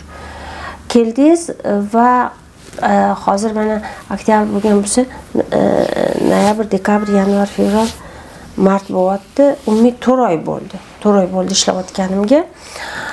Shu 4 oydan beri meni kuzatuvim bo'yicha kirib ketmadingiz. Balkim ba'zan bir marta xohlab qani qilib ko'radigandirsiz. Bir marta o'rtoqlaringiz yana berib qo'ygandir. Ular menga aytib berdi. Shular qanday bo'ldi? Shu avvalgi emotsiyani his qila oldingizmi? Sizlarga maslahatim, davolanishdansizlar, iloji boricha birinchi o'rinda atrofingizdagilarni yo'qotinglar, ya'ni zararli odamlarni. Ana, telefondan o'chirish, telefondan bloklash, hamma joydan o'chiring, bloklang, iloji bo'lsa ish joyingizni o'zgartiring, hayotingizni boshqatdan boshlang. Maslahatim. O'sha narsa bilan bog'liq bo'lgan hamma xotiralarni unutishga harakat qiling. Keyingisi emotsiyalar haqida, o'sha xotiralar haqida baribir u narsa qaytib kelmadi. Davolanishni boshladingizmi? Ya'ni sizda Zebnusobada hozir davolanishni boshladingizmi? Yo'q, men hammani ham olaman, ishlayman deb va'da bermayman. U to'g'ri, u gapingiz ham to'g'ri. Mana sizni misolingizni misol keltirsak, sizda davolanish boshlayapti. Patsientingiz tasavvur qilamiz. Seanslardan o'tdi. Sarvatsa qiladigan vaziyat bo'lib qoldi. Maslahatim sarvatsa qilmaslikni. Nimaga? Chunki u oldingi narkotikdagi holatingizdan ham yomon holatga tushib qolishingiz mumkin-da. Chunki emotsiyani ola olmaysiz. Siz o'ylaysiz, doktor menga yordam bermagan deb o'ylaysiz xayolingizda. O'zimni kuchim bilan hozir menga sal motivatsiya beribchi, men o'zim harakat qilaman deb o'ylaysiz-da. Moddani qabul qildingiz, lekin siz o'ylagan narsani hech qanaqa effektini bermaydi. O'zingizga o'zingiz zarar qilgan bo'lasiz. Ya'ni aytmoqchisizki, Zebnusobas meni miyamda, ya'ni men miyadan o'sha dopaminnoviy nimani strukturani buzib tashlagan narsangizni sabab bo'lgan videolarni o'chirganman-da. Ya'ni ekstaziyadir, mefedrondir, boshqasidir, LSDdir, boshqasidir. Siz ishlatganingizda emotsiyalar bo'lgan. Ana shu emotsiyalarni men o'chirganman. O'chirganimda men bilar edim. Yana qabul qilsang, ola olmaysan o'sha effektni. Men o'chirdim. Bilar edim. No, siz nima uchundir, balkim kuchsiz bo'lib qolgandirsiz, balkim depressiya boshlangandir. Qabul qildingiz, emotsiya ola olmadingizmi? Yo'q, unaqa ощущение bo'lmadi. Navrot o'zimda yomon holatni his qildim. Tushkunlik undanda chuqur darajaga tushdi. Nega? Tasavvur qiling, oddiy misolda tushuntiraman. Suv ichgingiz kelyapti, suv ichyapsiz, chanqog'ingiz qolmayapti. Xuddi shunaqa narsa. Bu foydasi yo'q o'zi. Ras lecheniya olish xohladingiz, boshladingizmi? To'g'ri, bu narsa qiyin. O'zim bilaman qanchalik qiyinligini, harakat qilib to'xtash kerak emas. Nima deydi? Sarvat saqvordingizmi? Qiyin bo'lyaptimi? Muammolar ko'payib ketyaptimi? Boshlab olish kerak emas. Boshlab olsangiz ham yana qaytish kerak. Yana telefon qilish kerak doktoringizga. Yana doktoringizga telefon qilish kerak, yordam so'rash kerak, harakat qilish kerak. Endi doktoringiz ham sizni tushunadigan inson bo'lishi kerak-da. Yana kim tushunish kerak siz? Xo'p, bizga kim yordam bera oladi? Bu kasallikdan chiqishga bitta odam o'zini qarori, o'zini harakati yetmaydi-da. U odam o'zini yasini yo'qotib qo'ygan odam-da, boyaga aytganimdek. O'sha yasi yo'qligi uchun boyagi moddani o'rtog'idan olib qabul qilardi. O'zi yo'q odamda yana boshqatdan qurmoqchi u. Fundamentni boshlab. Uning uchun kim yordam berish kerak? Birinchi o'rinda ota-ona. Ota-ona farzandga ishonish kerak. Agar ota-onasi bo'lsa, aka-ukasi yordam berish kerak. Qanaqa? Pul u tomonlama emas, mehr. Ya'ni shu insonga ishonishini bildirish kerak.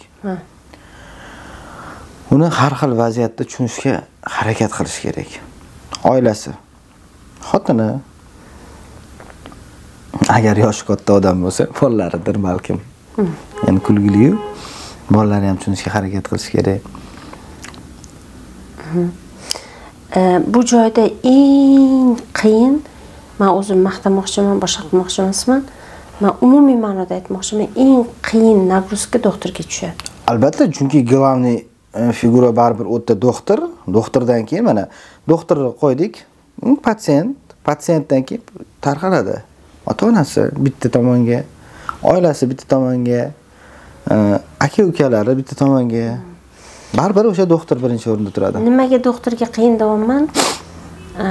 Masalan, akasi meni boshqa jigarim yo'q, shu bitta ukam bor deb yaxshi ko'rsa, onasi meni shu bitta o'g'lim bor. Og'ir kunida shu onaligini qilib beray desa, doktor hech kim emas insonga ulardan ham ko'proq yordam berish kerak. Ko'proq mehr bera olish, ko'proq yordam bera olish kerak. Va mehr aka-ukachilik bo'lishi kerak emas. Mehr doktorning yordami bo'lishi kerak. Ya'ni telefon qilaman, mashqa paytlarida qilasan. Mana sen sarvatsa bo'lishga 5 minut qoldimi, telefon qil, telefon qil. Onangga telefon qilsang, onang yig'lab beradi, undan battar bo'lasan. Otingga telefon qilsang, so'kib beradi, battar bo'lasan. Xotinga telefon qilsang, bolalaring yig'latib, og'zini eshittiradi, battar bo'lasan. Lekin doktor bolalardan ortib, ishidan ortib, hozir qilayotgan narsasidan ortib, hozir bir narsa bo'lyapti buni hayotida. Qilgan mehnati raso bo'lmas, shatosh payt telefon ko'tarish kerak. U juda og'ir. Ya'ni bitta doktor 10 ta, 20 ta, 30 ta patsiyent bilan ishlay olmaydi. Bu masalan meni patsientlarim juda ham ko'p, shuning ichida narkomaniya bilan ishlaydigan onalarım ikkita yo 3 ta. Nimaga undan ko'p ham keladi menga? Olmayman. Nimaga? Men bitta odamga kачественный qilishim uchun, konsultatsiya qilishim uchun shu o'sha insonga zasiklitsa qilib ishlashim kerak. Uni ham olib qo'yding, buni ham olib qo'yding, buni ham pulni olib qo'yding, uni ham pulni olib qo'yding. Keyin u ham bir paytda o'zida telefon qildi. Men boshqa kasallarni telefon qilmaydi. Nevrozlar, vahimaga tushganlar, menga kelib depressiyalar, ular telefon qilib men qiynashmaydi. Lekin bu odamga telefon qilganda salangi telefon qilaman, shart telefon o'chiradi. Nimaga? O'sha bu odam ichi uzildi-da. Men hozir kerak edi endi. Ishing ko'pmi, mayli. Shunaqa odamlar-da bular. Shunaqa. Sabr o'sha paytda chidamaydi. O'sha paytda u zo'rg'atdan imkon topib telefon qilgan bo'ladi. Yana qanaqa tushuntirsam bo'ladi? Hozir doktor mana bitta patsient oldim, shunaqa deb o'ylayman. O'rmonda ketyapti. O'sha narkoman odamni qo'lidan ushlab, qo'lida qilich, o'tlarni kesib, ana jungli o'rmonlarda bo'ladi, doktor o'tlarni kesib, boshqatdan to'g'ri yo'lga olib chiqyapti. Ya'ni bizdagi odamlar juda ham hamma narsaga xarakteri slabiy bo'lib qoladi. Boshqatdan immunitet hosil qilish kerak. Oddiy xotini bilan urushib ham, xotinim urushdi, o'shaning uchun bugun qilishim kerak deb sarvatsa qilib yuboradigan bo'lib qoladi. Yoki bolasi yig'lasa, bolam yig'lab qiynayverdi, charchatib yubordi. Har bir narsaga bahona, narsani ortidan bahona qidirishni boshlaydigan bo'lib qoladi. O'sha narsalarga, stresslarga, muammolarga immunitet hosil qilib beradi doktor. Qiyinmi? Juda qiyin. Yana bitta narsa bor, ochiqni aytmoqchiman. Har bir inson o'zining kasbidan foyda olib, o'sha foydasi bilan yashaydi. Parxmahar soch turmaklaydi, aytaylik, aytishnik kimdir saytini to'g'rilaydi. Biza o'sha insonlarni chiqarib olamiz. Endi tish doktorga borsa, pulni tayyorlab, taxlab borgan bo'ladi. Aytaylik, jigar kasali doktorga borsa, jigari quryapti, hozir yaqinda o'lib qolmasin, pullar yig'ib o'rtaga tashlab yoki o'zinikini yig'ib borgan bo'ladi. Lekin bizga murojaat qilgan odam hozir murojaat qilganda hozir puli yo'q. Hozir murojaat qilganda hozir u sarvatsa qilib pulni sotib qo'ydi, o'lib ketgur o'sha 430 ming deydi. Uning uchun doktor fidoyi bo'lishi kerak. Doktor o'sha insonni yorug'likka olib chiqish kerak. Endi siz aytasiz, bunaqa odamlar juda ham ko'p topasiz. Menga o'xshagan psixoterapevt kam, ular nima qiladi? Shu qaysidir qismi menda bu muammo yo'q deb yuradi. Qachongacha? Qancha payt muammo yo'q deb yuradi?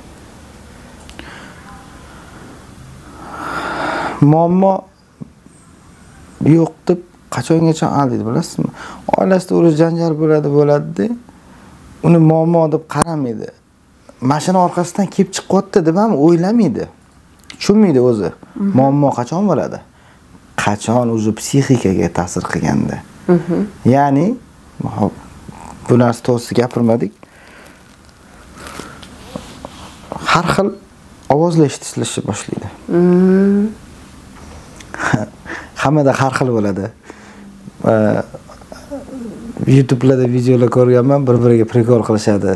O'sha salivoylar, mefedronchilar telefon jiringlayaptimi deyshadi. Kechqurun o'zidan-o'z telefon jiringlaydi, lekin unaqa narsa bo'lmaydi. U sizni psixikangizni shu darajada buzib tashadiki, sizga yo'q ovoz, gallyutsinatsiya, yo'q narsalar eshitiladi. Shunaqa narsalar bo'ladiki, yotganingizda bitta xonada yotibsiz, narigi xonada o'rtoqlaringiz gaplashib o'tirgan bo'ladi. O'zingiz uyda yotibsiz, chiqasiz, qaraysiz. Bu davomiy bu narsalar insonni ichidan yemirib tashlaydi. Oxiri nimaga olib boradi? O'zini joniga qasd qilishga. Nimaga ko'pchilik narkomanlar osib qo'yadi? Shu narsalarga chidolmaganda. Bu narsalardan, lekin bu insonlar juda yaxshi odamlar.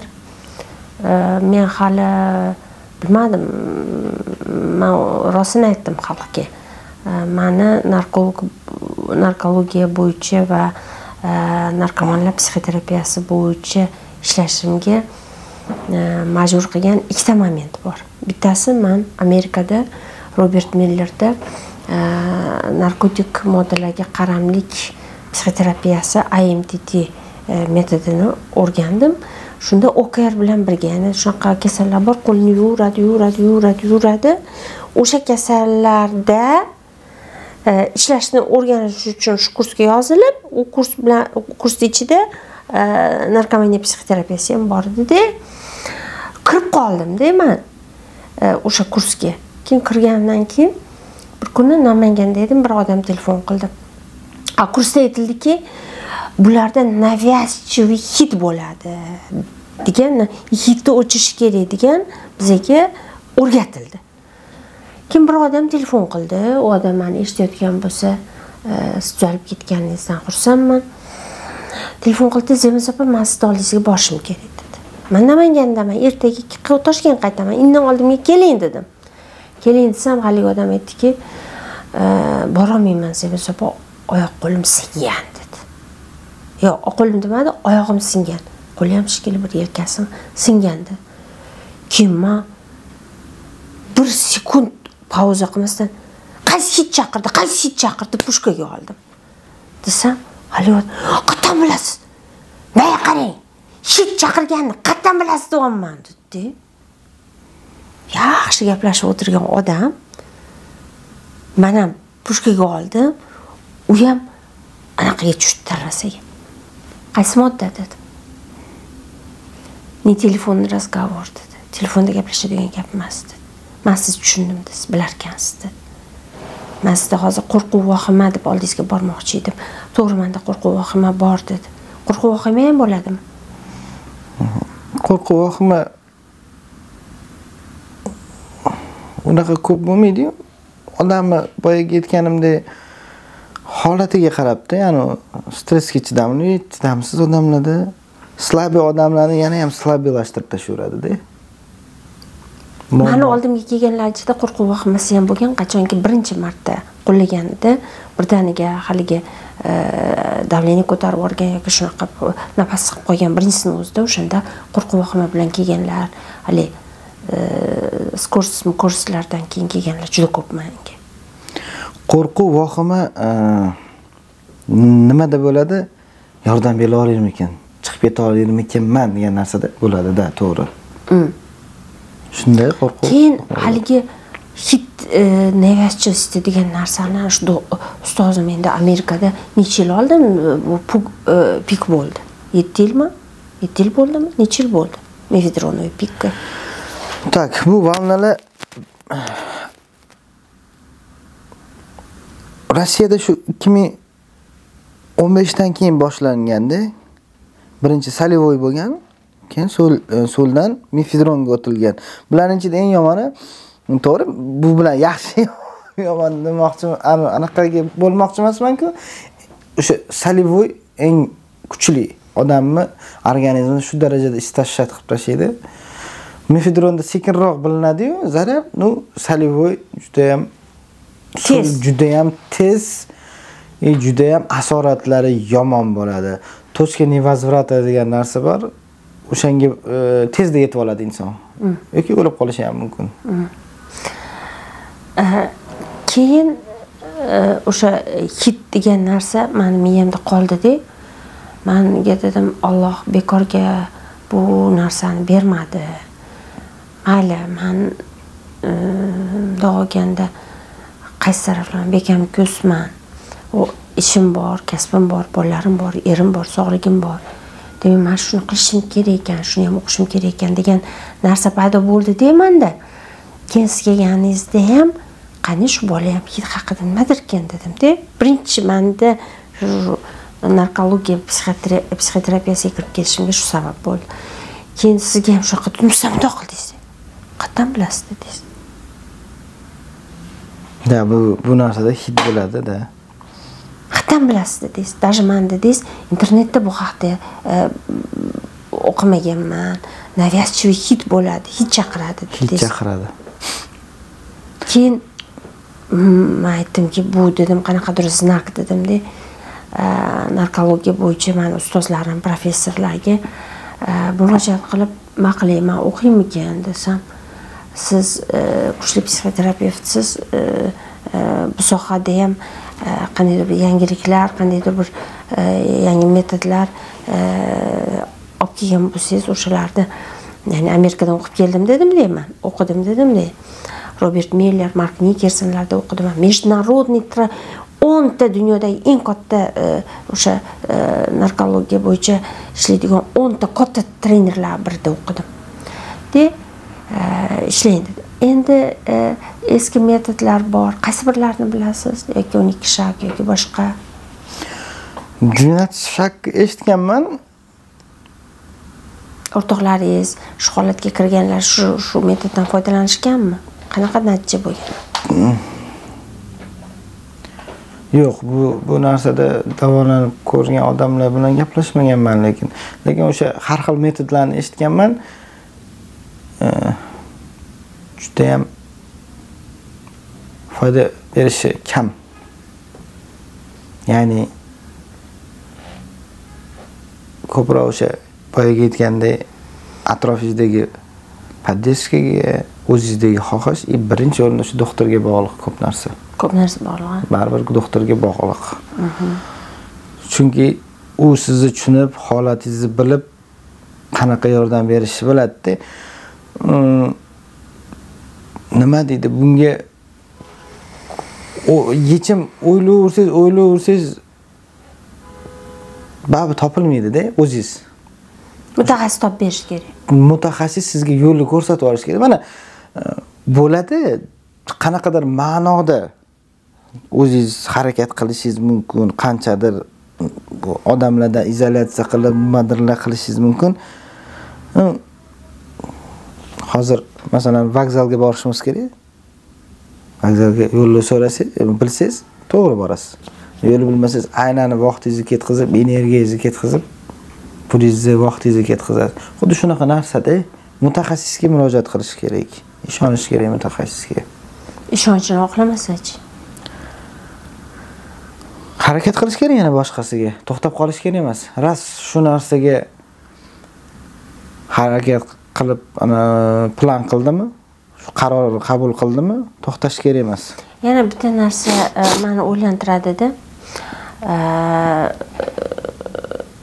Shu narsadan chiqmaganlarni tortib oladi. Shu chiqmaganlarni chiqara oladi degan konsepsiya bor. Ya'ni anonim narkomanlar guruhi, anonim alkogolizm guruhi.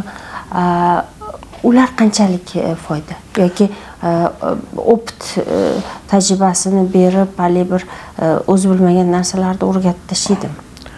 Men endi bilmadim-ku, lekin men o'zimning fikrim shu narsalarga men unaqa joylarga bormaganman, gaplashmaganman. Lekin masalan ikkita inson bitta sohaning egasida bir-biri bilan suhbatlashganda o'zining sohasini kamchilik, yengilliklarini gaplashadi. Narkomanlarda ham xuddi shunaqa, bывшийda ham. Hozir boradi, xo'p. Bывших не бывает deydi. Bывших не bывает, da. Nima qiladi? Bir-biriga o'pit almashadi. Sen nima qiluvding? Men so'lda o'tirardim. Atxanyaklarda nima qilarding? Nima qilardim? Qanaqa bo'lardi? Yengilroq bo'lardi. Yengi o'pit oladi-da.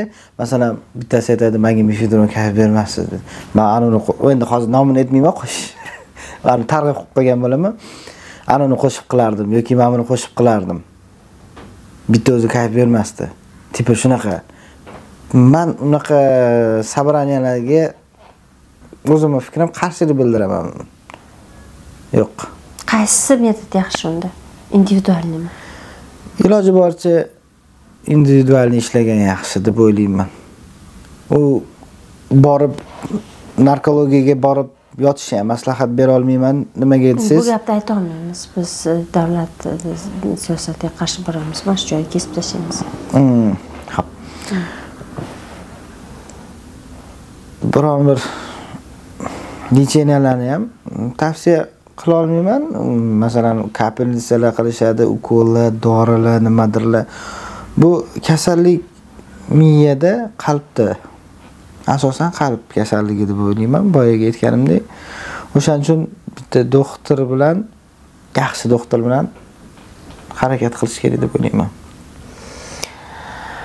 Hurmatli aziz yurtdoshlar, men mana shu suhbatimizni so'ngida yana bir metod haqida gapirib o'tmoqchiman. Umuman olganda 15-20 ta metodlar sintezi bilan ishlayman. Ishladim siz bilan ham. Programma qo'ydim. Neurolingvistik programmirование. gipnoz metodi bilan ishladim. Qaysi miyada qaysi resurslarni aktivlatish metodi bilan ishladim. IMTT metodi bilan ishladim. Qalbdagi og'riqni olib tashlash metodlari bilan ishladim. FSAP metodi bilan ishladim. Meni har bitta aytayotganlarimni internetdan ochib ko'rsanglar bo'ladi. FSAP metodi bilan ishladim. EMDR metodi bilan ishladim. Miyazdan o'chirdim. Dialektik behavioral terapiya bilan ishladim. Ya'ni осознанность, miya anglashi, miyaga globalni menda paydo qilish dialektik behavioral metod. Har bitta metod sizga aytib o'tirganim yo'q. Hozir biz mana bu metodni boshladik deganim yo'q. O'sha metod bilan ishladim. Ya'ni og'riqni ketkazish metodi bor. Narkotikni kayfini saqlanib qolgan o'sha taga beradigan videosini o'chirib tashlash metodi bor. Gipnoz metodi bor. Miyani o'sha uchib qo'nayotgan beta ritmlarni teta ritmiga o'tkazib halovatli tinchlik qilib qo'yadigan. Telesni obrazli terapiyamiz, tanangizda o'sha qolib ketgan narsalarni chiqarib tashlash metodi bor. O'sha tana bilan ishlash metodida ishlaganimda siz qaytinidir tozalandi, qaytinidir bo'shab qoldi dedingiz. Qanday bo'ldi bu? O'sha ishlaganimizda qanaqadir odam og'ir bo'lib qolgan bo'ladi.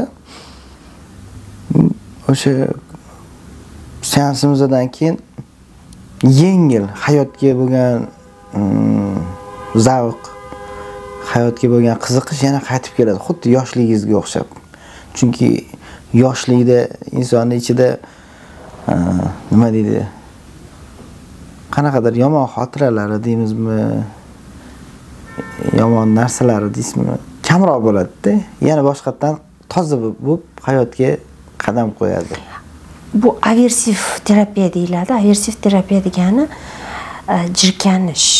O'sha narsadan mana xuddi o'sha jirkanib chiqarib tashlayotganda aversivni terapiya o'tkazamiz biz. Aversiv terapiya o'tkazganda siz qaytib qordingiz. Shundan keyin nima bo'ldi? Hali ham esimda. Shu darajada o'zgardiki hamma narsa. Даже xonadagi narsalarni rangigacha o'zgardi. Avval qanaqa edi, keyin qanaqa bo'ldi? Ranglar xuddi shu rangdagi edi, lekin cho'mni emas edi, yark emas edi, svetli yarkilashdi. Xuddi ko'zingiz oldiga parda bilan yurgandek yurardim-da. O'sha narsalar ko'z ochildi. Ani aytadi-ku, bizani xalqimizda maqol bor, ko'zi ochildi deydi. Xuddi shunaqa ko'z ochiladi. Miyachi qo'yib yubordimi? Miyadagi har xil xayollar ham qo'yib yuboradi. Gipnozda nima bo'ldi? Gipnozda narkotik bergan kayfdan ko'ra bu gipnoz holati taqqoslab bo'ladimi yo bo'lmasa bu gipnoz holati bir bolalikda eslatib? Gipnozda bilasizmi, shunaqa narsa bo'ldiki, o'sha shirin xotiralaringizga qaytasizda. O'sha bolalikdagi xotiralaringiz, muammosiz, har xil o'ylasiz, fikrlasiz, yashaydigan vaqtingizga qaytib, o'sha vaqtda qanchadir yashaysiz. Yoqimli. Yoqimli. Bu regressiv gipnoz deyiladi, progressiv gipnoz ham bor. Ya'ni 3 ta gipnozdan foydalanaman-da, regressiv gipnoz orqaga qaytib o'sha yaxshi narsalarni topish, manbetda ham topib berishdi. Progressiv gipnoz, keyin kelajakda ham shunaqa bo'ladi endi deb uni kelajakka o'tkazib gipnozda uni mixlash kerak. Undan keyin neurolingvistik programmirование qo'yiladi. Yakrlar qo'yiladi. Yakr degani shu bitta narsa kelganda mana bu narsa dominировать qilib, ustunlik qilib miyangizga ustun qilib qo'yiladi. Buni hammasini aytishim oson, lekin buni bajarish, buni o'rganish, buni keyin hosilini bilib oldingda bitta men tuzaldim qanchadir foiz 100% tuzaldingiz deya olmayman. Ammo hali asoratlar ketgani yo'q. Asoratlar ketadi. Men aytganim qilsangiz asoratlar ketadi. Va asoratlar ketishiga bitta metod berdim. fiziki nag'ruzka. Avval buni foydasini sezmadingiz, keyin foydasini sezib, men o'zimga shuni tushuntirib aytishni boshladingiz. Qanchalik yordam berdi?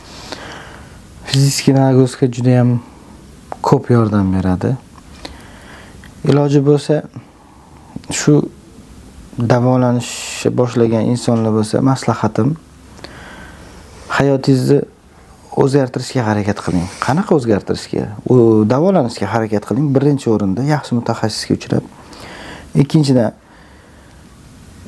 qiyin ish joyingizni o'zgartirishga harakat qiling. Kun tartibingizni o'zgartirishga harakat qiling. Rejimda yashashga, sport bilan muntazam shug'ullanish kerak.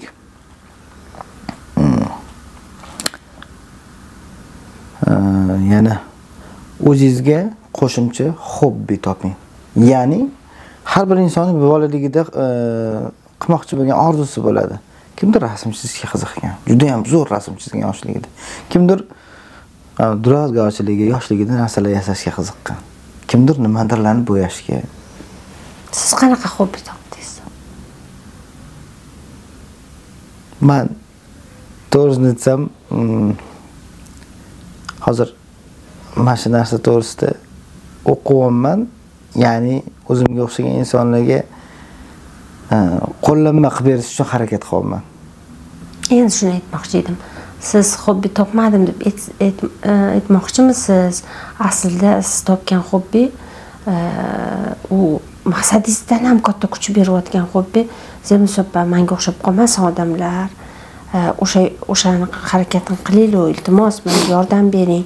Mana shunaqa videolar qilaylik. Mayli, men mehnat qilib beraman. Mayli, men harakat qilib beraman. Shunchalik 10 yil yurganman, harakat qilib beraman deganingiz sizga kuch beryapti.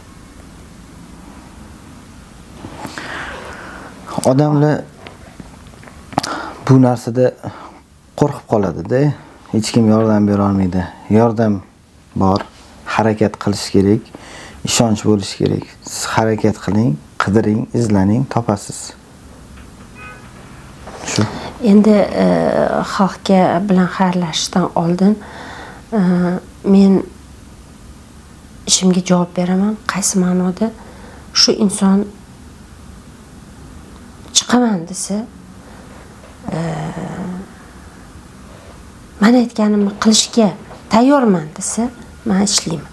Ammo bugun tayyorman deb ertaga buzib qo'ysa, bugun tayyorman deb ertaga o'sha yo'ldan chiqsa, shunda ham men tushunishga harakat qilaman. Ammo harakatdan to'xtamasa, men harakat qilaman. Men qo'limdan keladi. Ammo o'sha inson degradatsiya bo'lmasligi. Degradatsiya degani bo'ldi, o'zini olib ana qora kabinetga kirib ketdi. Odamzoddan chiqib ketishga, faqat o'limni kutishga tashlash kerak emas. Otasi shu yo'lga kirdingmi? O'zing tanlading. Onasi, men o'zi kasalman, infarkt bo'lganman, seni o'ylab endi insult bo'layman desa ham bilingki, hayotda qandaydir bir inson bor. Sizga yordam beradi. Bu o'zingiz emasdir, bu siz emasdirsiz. Lekin o'sha inson bor. Shu insonga ishonish kerakki, shu inson bor. U miyasidan o'ylab topadi o'sha insonni. Ammo chiqishi kerak. Boshqa yo'l yo'q. Nima deb o'ylaysiz, chiqsa bo'ladimi? Harakat qilish kerak. To'xtab qolish kerak emas. Qilsa bo'ladi. Albatta, albatta. Ya'ni bu kasallikda biz faqat remissiya deymiz. Remissiya degani shu narkomaniya kasalligini to'xtatib berdik deymiz. Tuzatib, to'liq tuzatib berdik demaymiz, to'xtatib berdik deymiz. Lekin o'sha to'xtatib berish umri oxirigacha ham bo'lishi mumkin. Shu tashab ketdi, tuzaldi deyiladi, deb o'ylab qaragan. Lekin to'xtatib, ya'ni butun dunyo to'xtatib berildi deyiladi. Ya'ni to'xtatdi shu inson deyiladi. Hurmatli aziz yurtdoshlar, bugungi podkastimiz sizni ogoh qilish uchun edi. Reklama uchun emas, kelinglar, tuzataman deyish uchun emas, sizni ogoh qilish uchun edi. Ya'ni xavfli vaziyatga kirmang, bu yo'lga kirmang. Mana shu joylarda sizni xavf kutib turgan bo'ladi. O'sha payt yo'q deya oling. deyish uchun edi va bizning mehmonimizga Allohdan sabr, toqat, ahli ayollariga mani eshitib turgan bo'lsalar, sabr, qanoat, onasilariga, otalariga sabr, qanoat so'raymanki, va o'zimga menga oson emas. Menga yana yurak yutib, hammasini yutib, yana yaxshi ovoz bilan. Mana kecha telefon ko'tarmaganingda, o'sha bir voqealar bo'lganda, men ham insonman, men ham xafa bo'ldim, men ham bor yo'qol, men ham deyishim mumkin. Lekin hammasini shunday tashlab yuborib, yaxshi ovoz bilan. Sen telefoning kutyotgandim. Yaxshimisan? deya olish kerak. To'g'ri. Va bilaman charchagansiz. Bilaman tushunib charchagansiz. Bilaman o'zingizdan bezor bo'lgansiz. Ammo bu dunyo o'limni kutish uchun kelgan yo'q. Bu dunyo yaxshilikka intilish uchun kelgan. Qanchalik narkoman bo'lsangiz ham siz yashashga loyiqsiz va ichingizda chiqib ketishga kuch bor. Hammaga